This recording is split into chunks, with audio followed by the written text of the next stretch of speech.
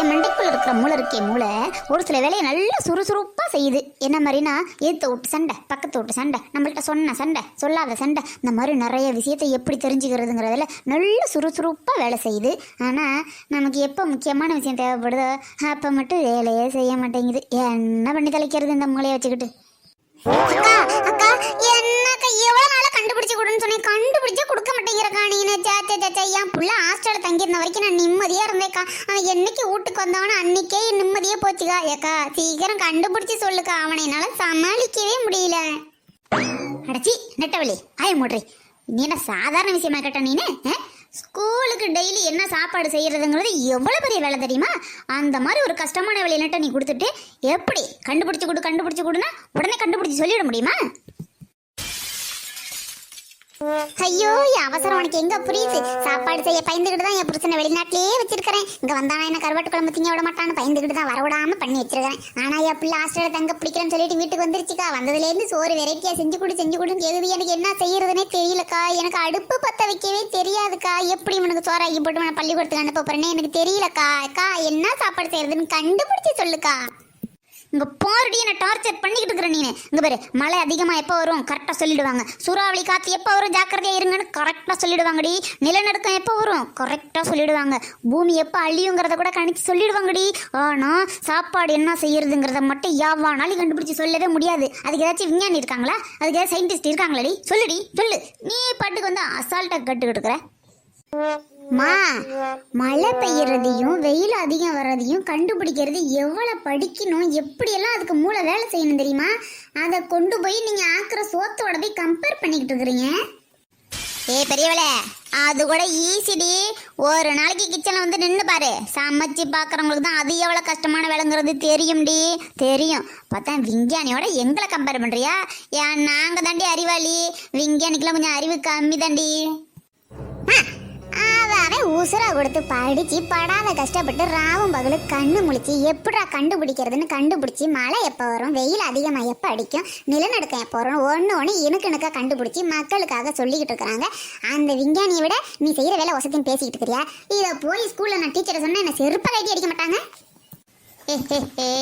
அந்த விஞ்ஞானிகள்கிட்ட போய் கேட்டு பாருடி, இன்னைக்கு மதியம் என்ன சாப்பாடு, நாளைக்கு மதியம் என்ன சாப்பாடு அப்படின்னு தொடர்ந்து ஒரு வாரம் கேட்டு பாருங்கடி. அப்போ தெரியும் எங்க மூளை அறிவான மூளையா இல்லை அவங்க மூளை அறிவான மூளையான்னு. உன்கிட்ட போய் பேசுறதுக்கு வந்த பாரு, எங்க டீச்சர் ஒரே வார்த்தையா சொல்லிட்டு போயிடுவாங்க, எந்த மூளையை பத்தி நீங்க பேசாதீங்கடி, உங்களுக்கு தெரிஞ்ச ஒரே மூளை அந்த மூத்தரசம் இருக்கு பாரு, அந்த மூளை மட்டும் தாண்டின்னு சொல்லி போடுவாங்கம்மா. உன்கிட்ட போய் ஏசிக்கிட்டு பாரு, போமா ஏய் பேசி உன்னெல்லாம் வச்சுக்கிட்டு என்ன சோறு முதல்ல பாரு, அதை பாரு, போ சோத்தாக்குற வேலையை பாரு, போ விஞ்ஞானி பத்தி பேசுறதுக்கு வந்துட்டப்பதான். அக்கா அவ கிடக்குறா உடுக்கா, எனக்கு கண்டுபிடிச்சி சொல்லுக்கா.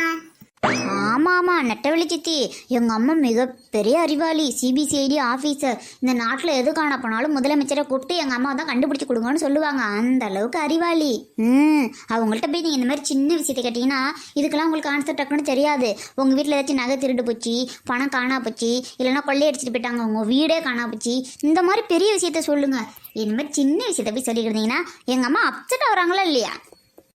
இது என்னங்கடி? உண்மையிலே கஷ்டம் தாண்டி, சமைச்சு பார்த்தா தாண்டி தெரியும். அதுவும் இன்னைக்கு சமைச்சதை நாளைக்கு சமைக்க கூடாதுன்னு வேற சொல்லுவீங்கடி. 5 நாளைக்கு 5 வெரைட்டி என்ன செய்யறது? வீட்டில் இருக்கிறத வச்சு வேற செய்யணும் டி, உங்களுக்கு பிடிச்சதாகவும் இருக்கணும்டி. ஐயோ உண்மை தாண்டி. லஞ்ச் பாக்ஸ் ரெடி பண்றது கஷ்டம் தாண்டி. சும்மா காமெடி பண்ணிக்கிட்டு சாப்பாடு செய்யறதெல்லாம் ஒரு பெரிய விஷயமா பேசிக்கிட்டு இதுல இந்த சித்தி வேற. சித்தி எதையா செஞ்சு கொடுத்து தம்பி ஸ்கூலுக்கு அனுப்புவீங்களா? அதை விட்டுட்டு இது ஒரு பெரிய விஷயமா பேசிக்கிட்டு இருக்கிறீங்க. இந்த மாதிரிலாம் பேசிக்கிட்டு இருக்கிறது கொஞ்சம் கூட உங்களுக்கு அசிங்கமா இல்லை? வேற ஏதாவது ஒரு ஒரு உலக அறிவு உள்ள விஷயமா, நல்ல ஒரு திறமையான விஷயமா பேசுங்களேன். சும்மா போங்க, உங்களெல்லாம் வச்சுக்கிட்டு என்ன பண்றது? ராசாமணி அக்கா என்னக்கா நீனு இந்த சின்ன பிள்ளைங்களே இவ்வளவு ஈஸியா சொல்லிட்டு போது, நீ என்னமோ கஷ்டம்னு சொல்லி என் உயிரை எடுத்துக்கிட்டு இருக்கிற. பட்டு படக்கணும் ஏதாச்சும் சொல்லுக்கா. இதை பாரடி நெட்டவள்ளி, யாராச்சும் சமைக்கிறது ரொம்ப ஈஸின்னு சொல்லி நக்கல் ஏண்டி பண்ணுனாங்கன்னா ஒரு வாரத்துக்கு உண்டான சாப்பாடு என்னன்னு அவங்களே ஷெட்யூல்டு போட்டு கொடுக்க சொல்லடி. அதை மட்டும் எவனும் செய்ய மாட்டான்டி. ஏன்னா என்ன சமைக்கிறதுன்னு அவங்களுக்கே தெரியாது. அதுக்கு தான் உனக்கு எது விருப்பமோ அதை சமைச்சிக்கிடு அப்படின்ட்டு போயிடுவாங்கடி. நம்ம மூளை எவ்வளோ கஷ்டப்பட்டு யோசித்து ஒரு வேலையும் செய்யுதுங்கிறது யாருக்குமே தெரிய மாட்டேங்குதுடி. இதுலயும் 2 புள்ளக்குட்டி 3 புள்ளக்குட்டி வச்சிருக்கிறவங்களுக்கு தாண்டி அதோட டார்ச்சர் என்னன்னு தெரியும். ஒன்று எனக்கு எப்போ பார்த்தாலும் உருளைக்கிழங்கே வேணும்னு சொல்லு, இன்னொன்று எனக்கு பிரியாணி வெரைட்டி தான் வேணும்னு சொல்லும், இன்னொன்று எனக்கு எப்போ பார்த்தாலும் சாம்பார் கூட்டு பொரியல் தான் வேணும்னு சொல்லு. இத்தனை வெரைட்டி சமாளித்து யார் யாருக்கு என்னென்ன வேணும்னு சமைச்சு கொடுக்குறோம்லடி, அந்த அருமை அந்த எருமைங்களுக்கு தெரியவே தெரியாதுடி. அடக்கடவுளே, நல்லா படிச்சுட்டு எதையாச்சும் கண்டுபிடிச்சி சாதிச்சு விட்டவங்களை கூப்பிட்டு வச்சு பரிசு விழா பாராட்டு விழான்னு நடத்திக்கிட்டு இருக்கிறாங்க. நம்மள ஒருத்தரும் கண்டுக்கிறது கிடையாது. இவ வேலையே இதுதான். வேலையை செய்யாமல் இருந்தால் கோவம் தான் வருதே தவிர, ஏன் இந்த வேலையை இவங்க செய்யலை, உங்களுக்கு ஒருவேளை உடம்பு சரியில்லையோ, கை கால் வலிக்குதா, என்ன இதுன்னு கேட்போம். அப்படியோட கேட்கறது கிடையாது. சோறு ஆக்கிறத விட உனக்கு வேற என்ன வேலை இருக்குது, அதை ஒழுங்காக செஞ்சு வச்சுட்டு அப்புறம் நீ போய் படுத்து கிடக்க வேண்டியதானே அப்படின்னு தான் கேட்குதுவோ. அப்படி இருக்கிறதுங்கள்ட்ட போய் நம்ம சமைக்கிறது கஷ்டம், எங்கள் மூளை தான் பெருசுன்னு சொன்னால் யார் ஒத்துக்குவா? அதுவும் சரியாக தான் இருக்குது. நம்ம சும்மா அனாவசியமாக அதை இதையும் பேசிக்கிட்டு இருக்கிறதுக்கு ஏதோ சாப்பாடு செஞ்சு வச்சுட்டு நம்ம பாட்டுக்கு நம்ம பொழப்பா பார்க்குறது ரொம்ப நல்லது. ஏய், ஒரு நாளைக்கு லெமன் சாதம், உருளைக்கிழங்கு, தயிர் சாதம், ஊறுகாய், தக்காளி சாதம், ரைத்தா, பிரியாணி, ரைத்தா, முட்டை, அதுக்கப்புறம் தேங்காய் சாதம், பக்கத்தில் உருளைக்கிழங்கு, கத்திரிக்காய் தொக்கு கூட நல்லா இருக்குண்டி. இந்த மாதிரி நிறையா வச்சுருக்குறேன். சொல்கிறேன் நான் நோட் பண்ணிக்க. அக்கா, இவ்வளவு சொன்னேன், இந்த கருவாடை பற்றி ஒன்றுமே சொல்லலையே. நீ திருவோடத்துக்கிட்டு தெருவுக்கு போ, கருவாடு தானா உன் தட்டில் வந்து விழுவோம். மானங்கட்ட ஜென்மமே, எப்போ பார்த்தாலும் கருவாடு கருவாடு கருவாடு, ஓடி போயிடுவோங்க. அது என்னவோ தெரியல, கருவாட்டு விஷயத்துல மட்டும் எவ்வளோ காரி துப்புனாலும் ரோசமே எனக்கு வர்றது கிடையாது. இன்னைக்கு என்ன கருவாட்டு குழம்பு மட்டும் வச்சு கொடுத்துரு, நான் வரேன்.